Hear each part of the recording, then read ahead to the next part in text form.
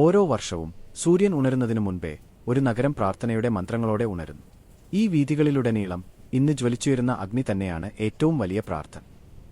വാക്കുകൾക്ക് അതീതമായ നിശബ്ദം. എങ്കിലും അവിടെ ആഴത്തിൽ അനുഭവപ്പെടുന്ന ഒരു മഹാവിശ്വാസമുണ്ട്.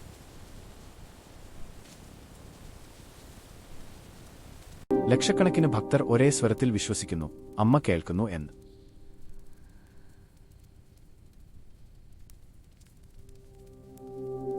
എന്നാൽ കനലിൽ വേവുന്ന ഈ വലിയ വിശ്വാസത്തിന്റെ തുടക്കം ഇവിടെയല്ല.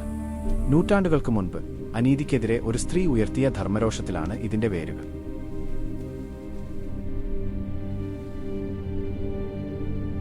ഒരു ചെറിയ സ്വർണ്ണച്ചിലം, അതായിരുന്നു ഒരു വലിയ സാമ്രാജ്യത്തിന്റെ വിധി നിർണയിച്ചത്.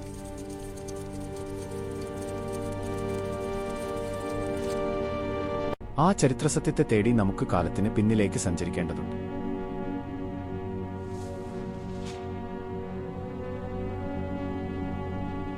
പുരാതന തമിഴ് സംസ്കാരത്തിന്റെ ഈറ്റില്ലമായ തുറമുഖ നഗരമായ പൂംപുഹാറിലേക്ക്.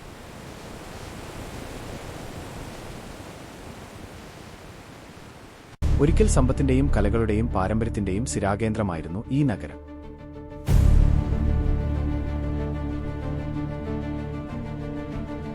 ഇന്ന് ആ പഴയ പ്രതാപത്തിന്റെ ശേഷിപ്പുകൾ ചരിത്രസ്മരണകളായി മാത്രം അവശേഷിക്കുന്നു.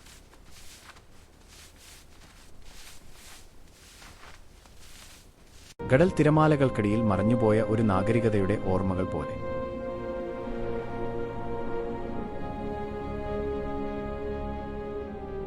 സമ്പത്തും സംസ്കാരവും സമന്വയിച്ച അത്ഭുതകരമായ ഒരു കാലഘട്ടം.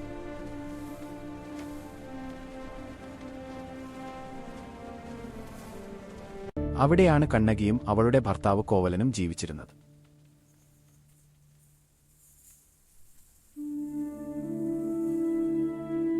അവരുടെ ഇടയിലേക്കാണ് മാധവി എന്ന നർത്തകി എത്തിയത്, അതോടൊപ്പം അപ്രതീക്ഷിതമായ പ്രലോഭനങ്ങളും.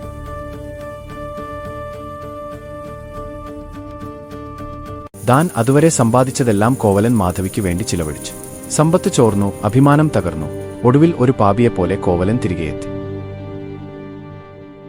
അവിടെ പ്രിയതമനെ ശപിക്കുന്നതിനു പകരം കണ്ണകി തന്റെ അവസാന സമ്പാദ്യമായ ചിലമ്പുകൾ ഉരി നൽകി അവനെ സ്വീകരിച്ചു. നഷ്ടപ്പെട്ട ജീവിതം തിരിച്ചുപിടിക്കാനുള്ള അവരുടെ യാത്ര മധുര എന്ന നഗരത്തിലേക്ക് ആരംഭിച്ചു.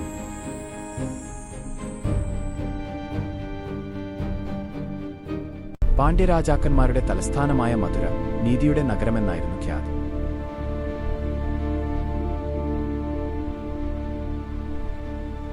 തകർന്ന ജീവിതം ഒന്നിൽ നിന്ന് പടുത്തുയർത്താനാണ് കോവലൻ അവിടെ എത്തിയത്.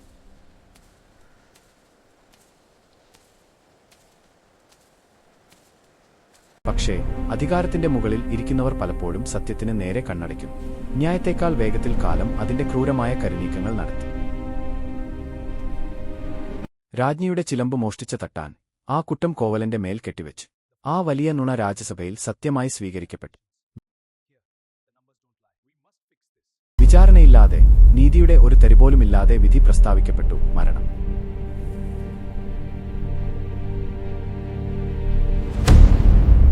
വൈകി എത്തിയ സത്യത്തിനു മുൻപേ വിധിയുടെ വാൾ കോവലന്റെ ജീവനെടുത്തിരുന്നു.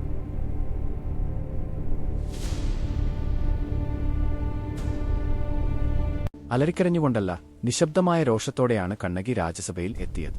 ചരിത്രം ഇന്നും ഭയത്തോടെ ഓർക്കുന്നു. അവൾ അവിടെ തുറന്നുകാട്ടിയ ആ വലിയ സത്യം. രാജാവിന്റെ മുൻപിൽ വെച്ച് അവൾ തന്റെ ചിലമ്പ് തറയിലിടിച്ചു പൊട്ടിച്ചു.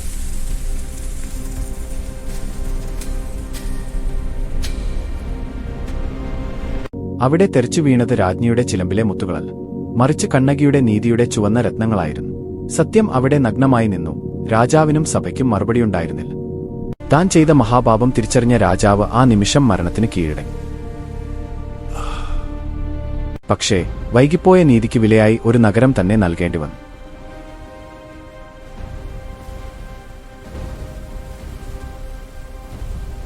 കണ്ണകിയുടെ ക്രോധത്താൽ മധുര നഗരം അഗ്നിക്കിരയായി.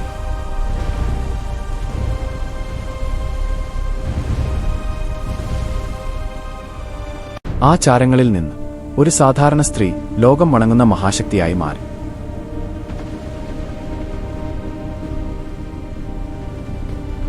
പക്ഷേ അവളുടെ യാത്ര അവിടെ അവസാനിച്ചില്ല. ക്രോധം ശാന്തിക്ക് വഴിമാറണമായിരുന്നു.